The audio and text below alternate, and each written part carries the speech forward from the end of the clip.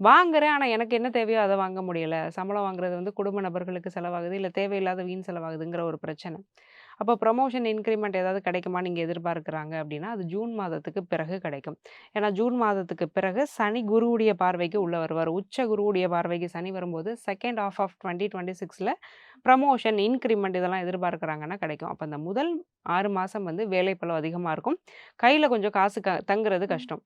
அப்ப செலவுகள கொஞ்சம் கான்ஷியஸா பண்ணணும். மேம் இந்த சனி பெயர்ச்சியில வந்து மேசராசி பெண்களுக்கு வந்து சனி பகவான் வந்து எந்த அளவுக்கு ஹெல்ப் பண்ணுவாரு மேம்? இந்தந்த விஷயத்துல உங்களுக்கு நல்லது பண்ணுவாருன்னா என்னென்ன விஷயங்கள் மேம்?